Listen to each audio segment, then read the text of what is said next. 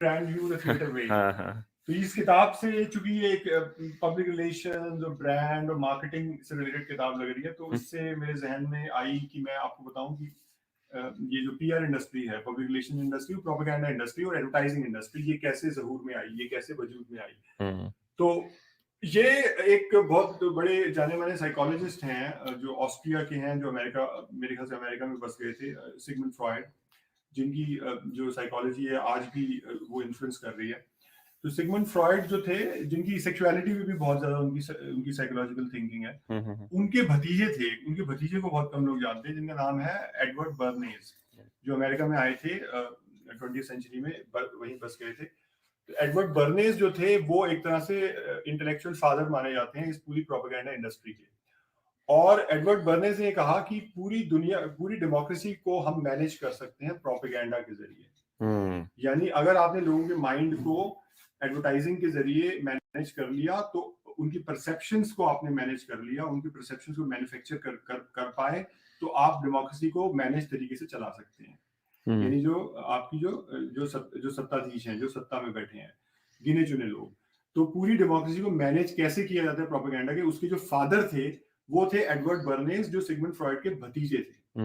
तो ये इनकी अगर आप पढ़ेंगे, अगर आप डेमोक्रेसी आज की जिसको खत्म कर दिया गया है, ऑल अबाउट मार्केटिंग, तो अगर आप उसको समझना चाहते हैं कि वो सिर्फ कैसे परसेप्शन मैनेजमेंट ही बन के रह चुकी है, इंडिया में आप देख रहे हो सब कुछ प्रोपेगेंडा से चल रहा है, सब कुछ झूठ से चल रहा है, तो आपको एडवर्ड बर्नेज की सोच को देखना पड़ेगा कि उन्होंने कैसे इस पूरी इंडस्ट्री को डेवलप किया, प्रोपेगेंडा इंडस्ट्री को। ट्रम्पिज्म है जो आपको अमेरिका में नजर आता है, उसका तो वहां की वही घटिया नैरो पॉलिटिक्स ही है अमेरिका की, जो बेसिकली टू पार्टी पॉलिटिक्स है, जो कि एक तरह से फ्रॉड ही है पूरी दुनिया के अंदर। टू पार्टी पॉलिटिक्स पूरी दुनिया में फ्रॉड है, पूरी दुनिया का पॉलिटिकल थिएटर एक ही बन गया। कैसे ये चमत्कार कैसे हो गया कि पूरी दुनिया में अभी लेफ्ट राइट ही है, left right left right left right बनाने की कोशिश हो रही है जैसे, क्योंकि पूरा पॉलिटिकल थिएटर मैन्युफैक्चर किया जाता है, सब मैन्युफैक्चर होता है, सब लेफ्ट और राइट से किया गया।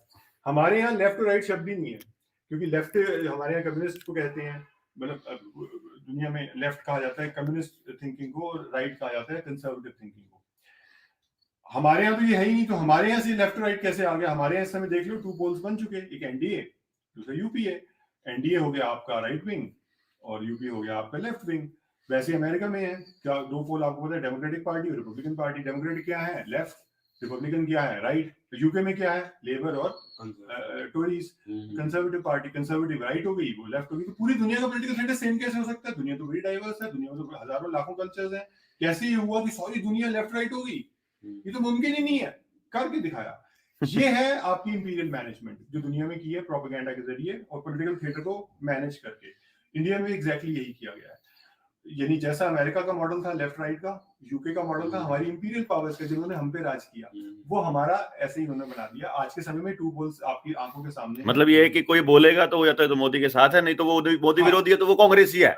UP NDA, UP NDA, UP NDA, सीधा देख लो, left right left right left right, हर एक जगह लेफ्ट राइट बना दिया इन्होंने। अच्छा, ट्रम्प के खिलाफ जो आपको सारा प्रोपेगेंडा मिलता है, वो वही जो स्टूपिड वाहियात पॉलिटिकल थिएटर अमेरिका का, उसका नतीजा है।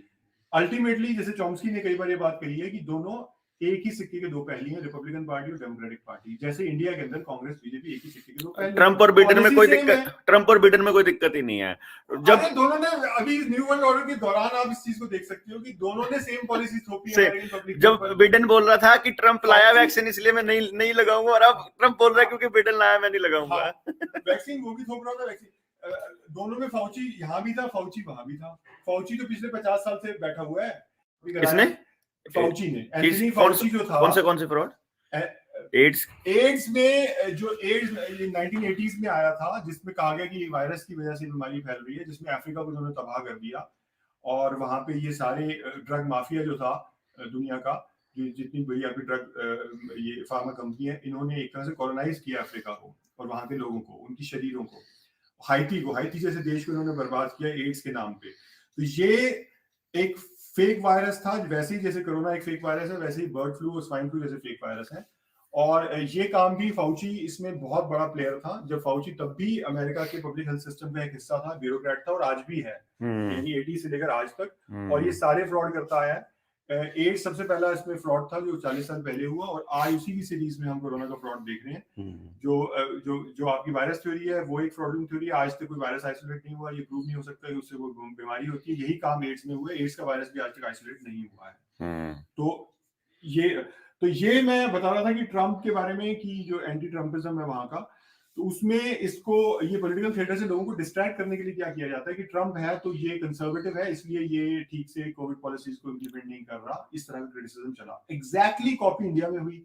यहाँ के जो लेफ्ट और लिबरल है, भारत के लेफ्ट लिबरल कौन है, हमारी कम्युनिस्ट पार्टियां और कांग्रेस वगैरह, वो हमारी सत्ताधीश पार्टी को कह रहे हैं, जो कि एनडीए गवर्नमेंट है बीजेपी की, उसको कह रहे हैं अरे आप ठीक से मैनेज नहीं कर रहे। ये नहीं बता रहे कि कॉन्स्टिट्यूशन खत्म कर दिया, डेमोक्रेसी खत्म कर दी, एक फेक पेंडेमिक भारत के ऊपर थोप दिया।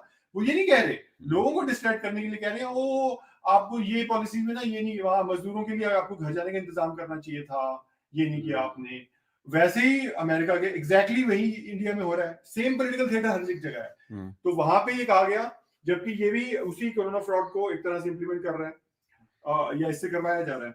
और जब उसके बाद डेमोक्रेटिक पार्टी आई है जिसको फेवर किया बाइडेन को पूरा फेवर किया गया, वहां पे धांधली भी कराई गई क्योंकि बाइडेन उनका मेन मोहरा था। और बाइडेन को लाया गया, और एग्जैक्टली बाइडेन भी वही कर रहा है, और बाइडेन और ज्यादा उसको जोर से कर रहा है, और इवन आज वो जबरदस्ती भी थोप रहे हैं वैक्सीन। तो ये सेम पॉलिटिकल थिएटर, और दोनों पार्टियां जो दो साइड्स बनाई जाती हैं बेसिकली वो उसकी मालिक, सबका मालिक एक होता है। तो न्यूरो साइंस जो है, या जो ब्रेन साइंस है, जो हमारा ब्रेन जो मेन एक तरह से ऑर्गन है, हाँ ऑर्गन जो बेसिकली आपकी सारी फंक्शनिंग कर रहा है शरीर की, और जो आपका नर्वस सिस्टम हो गया, तो उसकी जो साइंस है ये आपकी न्यूरो साइंस हो गई। इस पे बहुत एम्फोसिस रहा है पिछले कई सालों से, क्योंकि इसमें ये बेसिकली चाहते हैं कि हम एक ट्रांसह्यूमनिज्म का एक एजेंडा है, एक शैतानी एजेंडा जो हम देख रहे हैं, जिसको वर्ल्ड इकोनॉमिक फोरम सबसे ज्यादा प्रमोट कर रहा है, और जिसको भारत का प्रधानमंत्री नरेंद्र मोदी प्रमोट कर रहा है, और ये भारत सरकार की ऑफिशियल पॉलिसी बन चुकी है। क्योंकि जो हमारा भारत का प्रधानमंत्री है, ये वर्ल्ड इकोनॉमिक फोरम से इसके जो गहरे संबंध है, इसने यहाँ पे 2 सेंटर्स खोले हैं वर्ल्ड इकोनॉमिक फोरम के, जिनका नाम है centre for fourth industrial revolution. ये जो फोर्थ इंडस्ट्रियल रेवोल्यूशन है, इसमें ये सारी नई टेक्नोलॉजीज थोपी जा रही हैं, जिसके अंदर आपकी ब्रेन और कंप्यूटर इंटरफेस भी शामिल है, यानी चिप्स भी बॉडी में लगा के, और किसी तरीके से ब्रेन को हम बाहर मशीन से कैसे वो कर सकते हैं, मैन्युफैक्चरिंग भी हो रही है, जो एक तरह से वो कर सकते हैं। तो ब्रेन और कंप्यूटर जो इंटरफेस है, जो चिप हम उसको कहते हैं, इसके अलावा न्यूरो टेक्नोलॉजी भी है, केवल चिप नहीं है। चिप तो एक चीज है जो हम आपकी बॉडी में कहीं ये लगा दी जाती है, लेकिन जो न्यूरो पार्टिकल्स हैं जो वैक्सीन के जरिए भी डाले जा रहे हैं, जैसे ग्राफीन ऑक्साइड है, वो आपकी बॉडी में जाएगा और वो एक सेंसर का काम करेगा, वो बेसिकली आपके ब्रेन तक भी जाएगा। तो जो ब्रेन और कंप्यूटर इंटरफेस है वो कई तरह के हैं, केवल चिप नहीं है वो, उसमें ये न्यूरो पार्टिकल्स भी आ जाते हैं। तो ये इस पे जो इतनी रिसर्च हो रही है, ये ट्रांसह्यूमनिज्म की एजेंडा को प्रमोट करने के लिए हो रही है। जैसे मैंने वर्ल्ड इकोनॉमिक फोरम की जो फोर्थ इंडस्ट्रियल रेवोल्यूशन है, जिसमें आर्टिफिशियल इंटेलिजेंस आ जाती है, मशीन लर्निंग आ जाती है, ब्लॉकचेन आ जाती है, ड्रोन्स आ जाते हैं, रोबोटिक्स आ जाता है, 3D प्रिंटिंग आ जाती है, ये सारी नई टेक्नोलॉजी थोपने का काम चल रहा है। और इंडिया में ये 2 सेंटर खुल चुके हैं इसके, centres for fourth industrial revolution, एक मुंबई में और एक दिल्ली में, जो कि मोदी ने खुद खोले हैं। तो हमारे आरएसएस के प्रचारक मोदी साहब जो नेशनल ये कल्चरल नेशनलिज्म की बात करते हैं, वो आपके लिए हिंदुओं के लिए वो ट्रांस ह्यूमन हिंदू बनाने वाले हैं, क्योंकि वो आपके शरीर में चिप्स भी लगा रहे हैं। और भारत में आपको पता होगा 2020 में हमारे हेल्थ मिनिस्टर ने अनाउंस किया कि एक सेंसर तो बन ही चुका है जो आपकी मेडिकल की मॉनिटरिंग करेगा। थोड़ी देर पहले मैंने आपको बताया सोशल इम्पैक्ट बॉन्ड मार्केट जो बन रही है, जिसमें आपके शरीर का सारा डेटा वो कलेक्ट करना चाहते हैं, ताकि वो आपकी बॉडी को भी कंट्रोल कर सके। तो इसलिए सेंसर्स भी इंडिया में बन रहे हैं, यानी इंडिया की जो साइंटिफिक एस्टैब्लिशमेंट है वो भी अब इसी एजेंडा पे काम कर रही है, इस फोर्थ इंडस्ट्रियल रेवोल्यूशन और न्यू वर्ल्ड ऑर्डर के एजेंडा पे। वो आपकी बॉडी को के लिए सेंसर्स बनाए जा रहे हैं जो इंडिया में बन रहे हैं। सोचिए, नई टेक्नोलॉजी को इंडिया में पुश किया जा रहा है, और इसके लिए ये सेंटर्स भी खुल चुके हैं जो वर्ल्ड इकोनॉमिक फोरम के हैं। तो ये जो आपके एलन मस्क हैं, ये एलन मस्क भी ब्रेन कंप्यूटर इंटरफेस पे काम कर रहे हैं, जो जानवरों पे इस समय ट्राई किए जा रहे हैं, और ये कह रहे हैं हम इंसानों को भी करेंगे बहुत जल्दी। तो ये जो उनका कौन सा वो है, उनकी एक जो चिप बना रहे हैं, न्यूरालिंक। तो न्यूरालिंक भी उसी कड़ी का हिस्सा है, और ये अल्टीमेटली हमारे यहाँ भी सेमीकंडक्टर माइक्रोचिप बहुत बन रही है, मैन्युफैक्चरिंग चल रही है कंटीन्यूअसली लगातार। हाँ, फोर्थ इंडस्ट्रियल रेवोल्यूशन वाले सेंटर्स पे। बिल्कुल। तो ये अल्टीमेटली आपकी, जैसे मैंने आपको आपकी बॉडी को एक उपनिवेश बना दिया गया, कॉलोनी बना दिया गया, आपकी बॉडी को कॉलोनाइज करने का ये हिस्सा है ट्रांसह्यूमनिज्म। तो ट्रांसह्यूमनिज्म आपको लिबरेट नहीं करेगा, ट्रांसह्यूमनिज्म आपको एक ज़ॉम्बी बना देगा, एक गुलाम बना देगा, एक ऑलमोस्ट एक मशीन जैसा इंसान बना देगा। तो ये किताब है Jerusalem, one city three faiths. मैं ये थ्री फेथ्स के बारे में आपको बताता हूँ। अगर हम जो इस पूरे सिस्टम से बाहर हैं, इन थ्री फेथ्स मैं बताता हूँ, ये थ्री फेथ्स किसकी बात यहाँ पे हो रही है। ये बात हो रही है जुडाइज्म, क्रिश्चियनिटी और इस्लाम की, जिनकी मिथोलॉजी सेम है। उसका एक ही सोर्स है जो जुडाइज्म से आता है, जो उनकी पूरी मिथोलॉजी है, इब्राहिमिक मिथोलॉजी, जिससे ये तीनों ये बने हैं, जिनको ये थ्री फेथ्स कह रहे हैं, थ्री रिलीजन्स कह रहे हैं, जुडाइज्म, क्रिश्चियनिटी और इस्लाम। तो इनके बीच में एक रिलेशनशिप है। हम उस सिस्टम से बाहर हैं। ये जो रिलीजन का पूरा कॉन्सेप्ट है, ये अन भारतीय कॉन्सेप्ट है, अन इंडियन, और बल्कि पूरी दुनिया में जितने कल्चर्स हैं उसमें आपको रिलीजन का कॉन्सेप्ट नहीं मिलता। ये कोलाइजिंग कॉन्सेप्ट है ये। और आप देखिए कि जो यूरोपियन कॉलोनियलिज्म है या यूरोपियन इंपीरियलिज्म, उसकी शुरुआत भी होती है क्रिश्चियनिटी से, पेपल बुल से, जो 15th सेंचुरी के एंड में पोप था, रोमन कैथोलिक चर्च का जो नेता था, लीडर था, उसने बुल्स निकाले। बुल्स मतलब ईडिक्ट्स, फरमान जारी किए, आदेश जारी किए। उस समय जो दो एम्पायर थी यूरोप की, एक थी पुर्तगाल की एम्पायर और एक स्पेन की, उनके लिए। और दुनिया को एक दुनिया के नक्शे के ऊपर एक लाइन खींच दी ऐसे, और स्पेन से कहा कि आधा तुम लूटो, और पुर्तगाल से कहा आधा तुम लूटो। और ये जितनी नॉन क्रिश्चियन दुनिया है, अफ्रीका में, अमेरिकाज में, एशिया में, उन सबको जाओ, उनको गुलाम, उनको क्रिश्चियन बनाओ, उनको गुलाम बनाओ, उनकी प्रॉपर्टी को पोजेस करो, यानी उनकी प्रॉपर्टी को छीन लो और उनको गुलाम बनाओ। यहाँ से शुरुआत होती है। ये 1493 में ये स्टार्ट हुआ, ये पेपल बुल निकला। बल्कि उससे पहले भी ऐसे कुछ बुल्स निकले थे जो उसी डायरेक्शन में थे, लेकिन मेन जो पेपल बुल निकाले गए 1493 में। और उसके बाद इंडिया जो है पुर्तगाल के हिस्से में आया। और आपको पता है कि इंडिया के अंदर वास्को डी गामा आया था और इंडिया को कॉलोनाइज किया। लैटिन अमेरिका मिला उनको, स्पेनिश को पूरा उन्होंने क्रिश्चियनाइज कर दिया, वहां के कल्चर्स को तबाह कर दिया, और पूरी जो अमेरिकास को इन्होंने क्रिश्चियनाइज किया। और आज आप देख लो पूरा साउथ अमेरिका जो है वो कैथोलिक ही है सारा, अर्जेंटीना, ब्राजील, जितनी कंट्रीज हैं, तो वो उनके हिस्से में आया। इस तरीके से यूरोपियन कॉलोनियलिज्म की स्टार्ट हुई। किसने कराई? रिलीजन ने, रोमन कैथोलिक चर्च, जो आज वेटिकन के नाम से जाना जाता है, जो आज न्यू वर्ल्ड ऑर्डर का मेन अलंबरदार है, झंडा बरदार है। ये वही वेटिकन है जो एक क्राइम सिंडिकेट है। तो ये जो थ्री फेथ्स हैं, ये दरअसल जिसको ये फेथ कह रहे हैं, जिसको ये रिलीजन का शब्द का जिसके लिए इस्तेमाल करते हैं, रिलीजन शब्द सिर्फ क्रिश्चियनिटी के लिए यूज होता था पहले, आज ये सबके लिए हो रहा है। आज ये कहते हैं हिंदुइज्म भी रिलीजन है, जबकि कोई हमारे कॉन्सेप्ट ही नहीं है। ये दुनिया को गुलाम बनाने का प्रोजेक्ट था, जो यूरोपियन कॉलोनियलिज्म जिसके अंडर आज भी हम जी रहे हैं और जिसके तहत ये नया एडिशन हम देख रहे हैं न्यू वर्ल्ड ऑर्डर का।